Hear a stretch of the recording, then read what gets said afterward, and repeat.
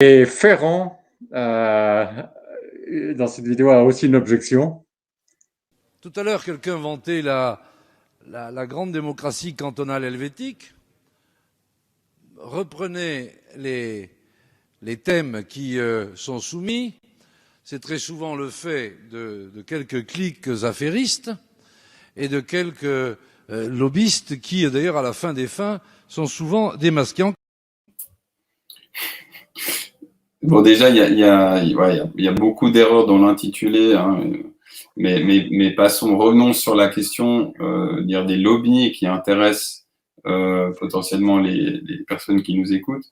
Donc déjà, il faut savoir que contrairement à ce qui est dit, la démocratie suisse, ce n'est pas que des propositions, ce n'est pas donc que l'initiative populaire, c'est-à-dire ce fait de proposer les nouvelles idées telles qu'il a l'air de le sous-entendre. Donc la démocratie suisse, c'est des référendums, et donc ce consensus, le référendum, et donc le consensus qui est créé par le référendum, et on vote sur des référendums, et on vote aussi sur des initiatives populaires. Et quand il dit que ces initiatives, que c'est les personnes qui sont derrière les initiatives sont après coup démasquées, c'est pas du tout vrai, c'est qu'elles sont clairement identifiées dès le début. On sait très bien, et c'est ça la grande richesse et la grande valeur du système, c'est qu'on sait pertinemment qui propose une idée. Et donc, on ne peut pas vraiment se cacher comme on le fait quand on a une assemblée, uniquement une assemblée, un parlement, et du coup, on va dans les coulisses et on discute, on trouve des arrangements, et ça, c'est à l'abri des regards. En Suisse, ces décisions, elles se discutent, donc vraiment publiquement.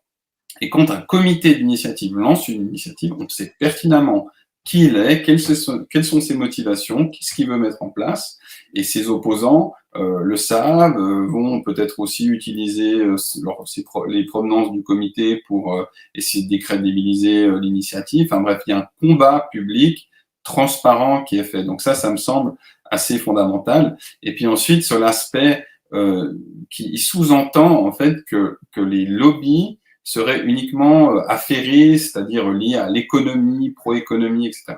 Et ça, encore une fois, c'est ne pas comprendre, ne pas connaître le système suisse. Le système suisse est fait, disons, travaille avec la société civile. La société civile, c'est des acteurs politiques, des associations, des lobbies, mais des lobbies de tous bords. Quand on parle de lobby, il faut bien comprendre, un lobby, c'est un groupement d'intérêts. On a des groupements d'intérêt pro-banque, pro-assurance, mais on a aussi des groupements d'intérêt pro-environnement, pro-social, de gauche, de droite. Et donc vraiment, le lobby, le groupement d'intérêt, ce sont précisément des personnes qui sont rémunérées, qui tentent de pousser leurs idées. Et encore une fois, récemment, on a eu énormément d'initiatives qui ont été lancées par les milieux environnementaux et pas du tout par des milieux qui sont issus on va dire, des milieux pro-économie. Voilà, c'est un élément qui me semble fondamental, et notamment l'aspect de la transparence. Le débat, il se fait de manière transparente, il ne se fait pas en coulisses, mais face au peuple.